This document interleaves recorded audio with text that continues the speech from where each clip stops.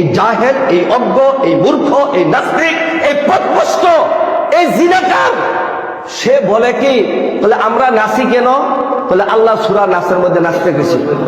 আরো আসতে বলে নাউজুবিল্লাহ। আজীব কথা, এই কুরআনে কারীমকে নিয়ে তুচ্ছ-তাচ্ছিল্য করা। আল্লাহু আকবার। আরে ওকে সামনে পাওয়া নাই, এখন এই যেই কাজ করেছে, বাউল শিল্পী নামে কোন সংগঠন বাংলাদেশে থাকতে দেওয়া হবে।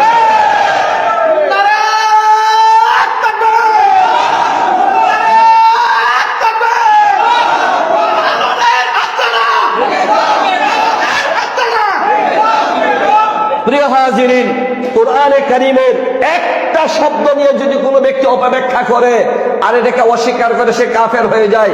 পুরা সূরাকে নিয়ে সে যেভাবে মন্তব্য করেছে, সে আর ভালো থাকার সুযোগ নেই, মুসলমান প্রশ্নই উঠে না। প্রিয় হাজিরিন, এরপরে কি বলছে, তো অনেকে দাঁড়িয়ে রাখে, আমি দাঁড়িয়ে রাখি না। শুধু ও বলছে না, আরো কয়েকটা বাউলে বলছে, বলে অনেকে দাঁড়িয়ে রাখে, আমি দাঁড়িয়ে রাখি না। বলে দাঁড়িয়ে রাখো না কেন? বলে একটা দাড়ির মধ্যে 70টা ফেরেশতা থাকে। বলে আমি যদি এতগুলো দাড়ি রাখি, তাহলে এক একটা দাড়িতে 70টা ফেরেশতা থাকলে এত ভার আমি নিতে পারবো না। আরো আসতে বলে নাউজুবিল্লাহ। হাজিরিন, এই বাউলরা যে পথভ্রষ্ট, তাদের জন্য আরেকটা বড় জ্বলন্ত প্রমাণ হলো নাস্তিক আহমদ শরীফ। বাংলাদেশের নামকরা একজন নাস্তিক ছিল আহমদ শরীফ। সে বলে যে তার বাউল তথ্য বইয়ে কামাচার বা মিথুনাত্মক যুগ সাধনই হলো বাউল পদ্ধতি। এটা ব্যাখ্যা নেওয়ার করতে যাচ্ছি না। প্রিয় হাজিরিন, পরকীয়া তাদের ধর্মে বৈধ, গাঁজা পান করা তাদের সাধনায় বৈধ। পরকীয়া তাদের সাধনার মধ্যে, তাদের ধর্মে এটা বৈধ, আর গাঁজা পান করা তাদের সাধনায় বৈধ। কি যেন একটু শুনলাম, আমার মনে নাই, যে খাইছি গাঁজা একবার আর খাবো না, সাধনা হয়ে যায়, কি যেন একটু একবার শুনছিলাম, মনে নাই। তো এদের আপনি বলুন, আপনারা কেউ আছেন আমাকে দেখাতে পারবেন যে আমাদের বর্তমান সময়ের মাঝে যেই সমস্ত বাউল শিল্পী আর ফকিরি চলে, যে সমস্ত মাজারের মধ্যে কোন একটা মাজার মাদক মুক্ত কেউ দেখাতে পারবেন? আমার বড় আফসোস হয়, সরকারের পক্ষ থেকে মাদকের বিরুদ্ধে জিরো টলারেন্স ঘোষণা করা হয়, বলে মাদককে না বলুন, এটা ঘোষণা করা হয়। এই যে গত সপ্তাহে আপনার এই মণিপুরে সিরাজউদ্দৌলা সিরাজ খান এক স্কুলের সামনে বাউল গানের আয়োজন করেছিল। তারা তাদের ওই হিডিং এর মধ্যে লিখেছিল মাদক বিরোধী এবং বাউল গানের আয়োজন করা হয়েছে, মাদক বিরোধী সমাবেশ আর মাদক এর কনসার্ট, বাউল গানের আয়োজন করা হয়েছে। আলহামদুলিল্লাহ, উলামায়ে কেরাম সর্বোচ্চ পর্যায়ে এদেরকে প্রতিরোধ করেছে এবং তারা তাদের বাউল গান বন্ধ করতে বাধ্য হয়েছে। আমরা ওইখানে মণিপুর, ওইখানে আমরা পরিষ্কার করে বলে এসেছি, স্পষ্ট ঘোষণা হল আমাদের কমপক্ষে 52 ইউনিয়নের ভিতরে কেউ যদি কোথাও নাটক, যাত্রা, বাউল গান, সার্কাস, জুয়া খেলার কোন আয়োজন করে, এদেশের এই বাউল গানের সর্বস্তরের তৌহিদি জনতা তাদেরকে প্রতিরোধ করবে, ঠিক কিনা বলুন? আমি আপনাদের কাছে দাওয়াত দিয়ে রাখতেছি, চোখ কান খোলা রাখবেন। এই বাউল গান যখন আমাদের এদেশের মধ্যে শীতকাল চলে আসে, তখন ওই সমস্ত বাতিলপন্থীরা তারা গজায় ওঠে, বাউল গানের আয়োজন করে, যাত্রার আয়োজন করে, নাটকের আয়োজন করে, মদের আসর বসায়। স্পষ্ট ঘোষণা হলো আমাদের এই সমাজের মধ্যে যেই জায়গায় এমন কোন আয়োজন হবে, সর্বস্তরের তৌহিদি জগৎকে তাদেরকে সর্বোচ্চ প্রতিরোধ করা হবে। এই বাউল গানের মধ্যে এইসব কোনো অইসলামিক কার্যক্রম হতে দেওয়া হবে না। আপনাদেরকে ডাকলে আসবেন তো ইনশাআল্লাহ? মুহতারাম হাজিরিন, বর্তমান প্রেক্ষাপটে এদেরকে নিয়ে আলোচনা কেন আসলো? আবুল সরকার সে পরিষ্কার করে কি ঘোষণা করলো?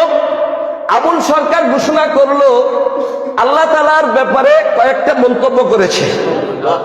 কি যে আউয়ালু মা খালাকাল্লাহু নূরি, আউয়ালু মা খালাকাল্লাহুল আরশা, এরকম 4টা কথা বলে, যেই কথাগুলো সে বাস্তবিকভাবে বুঝে নাই। আমি আগেই বলেছিলাম, সে মানুষকে দ্বীনের পথে দাওয়াত দেয়, কিন্তু মানুষকে দ্বীনের পথে দাওয়াত দিতে হলে কোরআন ও হাদিসের যে আলেম লাগবে এটা তার মধ্যে নাই, যে কারণে সে বিভ্রান্ত শিকার হয়েছে। মুহতারাম হাজিরিন, এই কথাগুলো বলার পরে সে পরিষ্কার কথা বললে, কি বলল? যে এই 3 ধরনের কথা, 4 ধরনের কথা আল্লাহর পক্ষ থেকে আসছে। এই মন্তব্য করে সে বলে আল্লাহর কথার আমি গুয়া মাথা কিছুই পাই না। বলে নাউজুবিল্লাহ। আল্লাহর কথার গুয়া মাথা আমি কিছুই পাই না, অর্থাৎ আগা এবং মাথা সে কিছুই পাই না। আরে কমবক্তি পাইনি কি করে? তো মাইকে দাঁড়িয়ে ধর্মীয় ব্যাপারে কথা বলার কোনো অধিকার তোর নাই, তোর কোনো যোগ্যতা নাই, কোনো অধিকার নাই। তুই আল্লাহর কথা বুঝবি কি করে? তুই তো কওমি মাদ্রাসায় কোনোদিন পড়স নাই। প্রিয় হাজিরিন, এই কথা বলে আল্লাহর সাথে সর্বোচ্চ পর্যায়ের বেয়াদবি করেছে, সে কাফের হয়ে গেছে। আল্লাহ তাআলার সাথে এরকম বেয়াদবিমূলক কথা বলার কারণে সে ঈমান হারা হয়ে গেছে। কোন মুসলমান যদি এরকম বলে স্পষ্ট ঘোষণা করে ঈমান হারা হয়ে যায়, রাষ্ট্রের দায়িত্ব তাকে গ্রেফতার করা, তাকে বলা তুমি তওবা করে ফিরে আসো, যদি ফিরে না আসে তাকে হত্যা করা সেই রাষ্ট্রের উপর ওয়াজিব। আর রাষ্ট্র যদি ওই সমস্ত নাস্তিক আর মুরতাদদেরকে ফাঁসি কাস্টে ঝুলাতে ব্যর্থ হয়, তাহলে তাওহীদ জনতার উপর ঈমানি দায়িত্ব হলো ওরা বাক স্বাধীনতার নামে যেভাবে আল্লাহর ব্যাপারে কটূক্তি করেছে, হাতের স্বাধীনতার নামে এদেরকে হত্যা করা, ওদের জিহ্বা প্রতিনে ছেড়ে ফেলা। ওরা সমাজের যেই জায়গায় বের হয়ে আসবে এদেরকে জুতা পিড়া করতে হবে, এদেরকে হত্যা করতে হবে। এটা প্রতিটি তাওহীদি জনতার ঈমানি দায়িত্ব। প্রিয় হাজিরিন, এরপরে সে কি বলছে?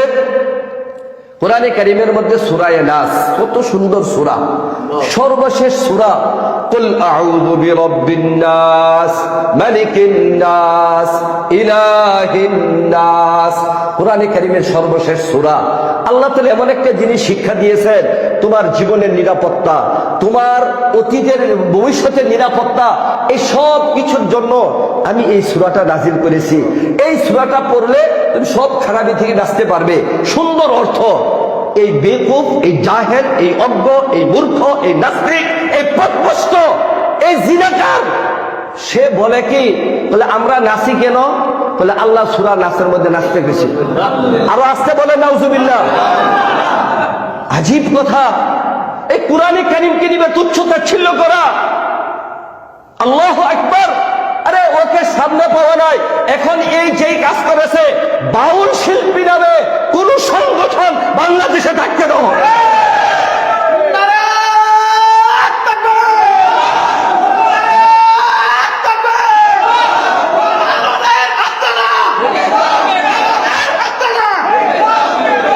প্রিয় হাজিরিন, কোরআনে কারীমের একটা শব্দ নিয়ে যদি কোনো ব্যক্তি অপব্যাখ্যা করে আর এটাকে অস্বীকার করে, সে কাফের হয়ে যায়।